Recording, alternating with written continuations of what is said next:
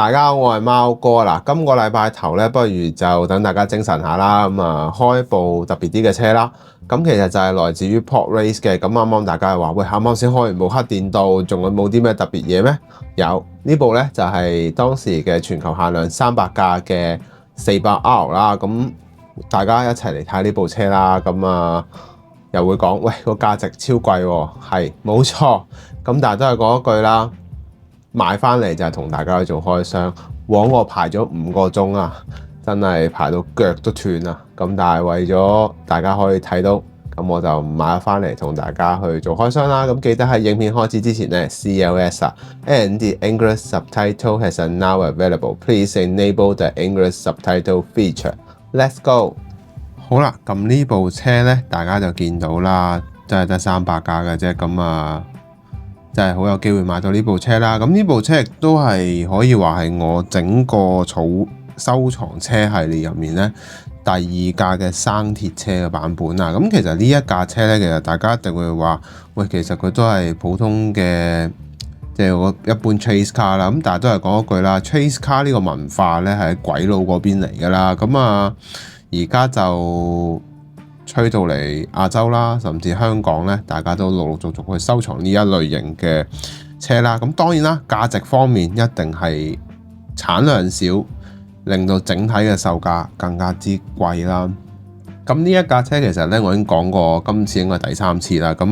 有興趣嘅可以睇翻右上角嘅資訊欄啦。咁今次咧，我哋整體會喺外觀啊。咁其實今次嘅可動部件嚟講咧，依然都係 PortRace 嘅招牌啦。例如頭冚嘅位置啦，係可以打開嘅。咁我哋一齊去欣賞嘅。咁今次呢部車咧，都係講少少啦，好少嘅背景資料就係佢係來自於1996年嘅由 Lismos 去合作打造嘅一部 GTR 啦33嘅。俗稱嘅有400匹，咁所以佢叫 400R， 而全球只有40架嘅啫。呢架車非常之珍貴啦，當然嚟到呢度都唔輸蝕嘅。咁整體嘅做工質素啦，其實過往我都有儲過唔同牌子嘅 400R 啦。咁呢款車呢，性價比上面呢，如果我計普通版本嚟講，都相當之高噶啦。整體嘅質素相當唔錯嘅，拉花清晰可見嘅，大家可以見到啦。相當之唔錯嘅，車鈴嘅部分呢，我覺得做得比較出色嘅就係佢每一粒點啦嘅位置呢係有表達到嘅，呢個白藍色嘅感覺質感呢相當豐富。另外亦都見到舊裝嘅 Lismos 嘅 logo 啦，用放大鏡係依然都係清晰可見嘅。車胎紋理啦，亦都唔錯嘅，應該要有嘅嘢啦。同埋呢，再加埋信仰加持，大家會見到呢一個嘅 number 就係300架入面嘅一個特別編號嘅，大家會見到啦，非常之珍貴。我係第160架啦。首先我哋透過生鐵車嘅輪廓，其實呢，生鐵車有一個好處就係你可以好快咁睇到一啲好集中嘅細節位置，因為佢冇油漆任何嘅遮蓋啦，可以表達到整體嘅車身嘅輪廓，可以睇得出呢，佢比起有顏色嘅時候呢，整體嘅效果呢係非常非常之靚噶。我自己咁睇啦，俾我有驚喜嘅，尤其呢啲收邊圓角嘅位置呢，呢一啲圓潤嘅位呢，依然做得非常之好嘅。入氣窿、進氣窿嘅部分啦，依然都係有俾到你啦。好啦，呢副 400R 嘅引擎呢，其實真係成架車入面最核心嘅位置啦。呢一副呢，依然都係用上一副 RB26DETT 嘅引擎啦，去調校到400匹嘅。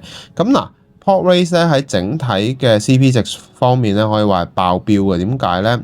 整體嘅顏色佈局呢，對比起翻普通嘅顏色呢，裏邊嘅結構會變成由古銅、銀色以及一啲我哋叫做金屬灰嘅質感咧去形成嘅。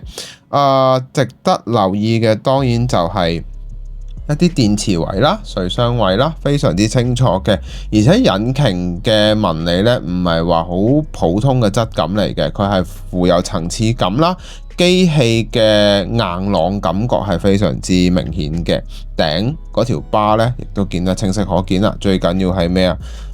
甚至會見到 RB26尾段嘅一啲電線嘅位置啦，依然清晰可見。後面嘅佈局呢，亦都係同平時一樣啦，所有地方都偷輕咗，而個貼合度嚟講都係佢哋好招牌噶啦。大家可以見到基本上係無縫咁滯嘅，做得非常之好，即係完全睇唔出佢係有任何嘅罅隙嘅唔靚嘅部分啦。喺印刷方面咧，亦都做得相當出色嘅。咁啊，講埋少少啦，右下角嘅位置當然就係今次嘅呢一個 MDX 嘅展覽啦，大家會見到佢亦都有印刷咗上去嘅，相當豐富嘅。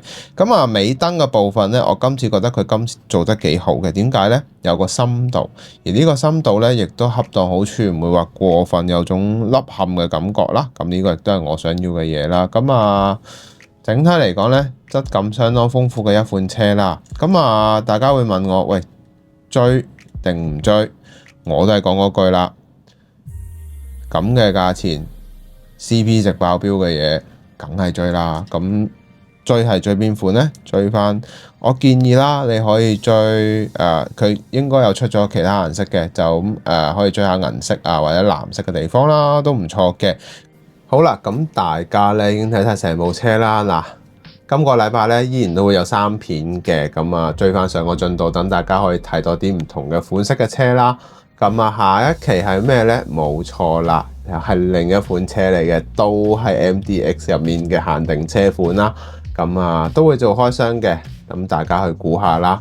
咁啊，如果你覺得呢條影片好㗎嘛，希望你可以俾個 like 我啦。最緊要俾留言話俾我知你嘅諗法。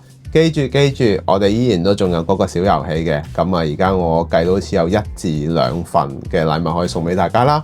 有機會可能3份㗎。咁啊，睇大家嘅熱烈程度去到邊啦。咁大致就係咁啦。咁啊，玩法睇翻第一條Top Secret 嘅 R34咧，就會知道個玩法係點㗎啦。都係留言嘅啫，係啦，話俾我知你嘅諗法啦。咁啊，最後希望你可以訂閱我個頻道。咁我哋下集見啦，拜拜。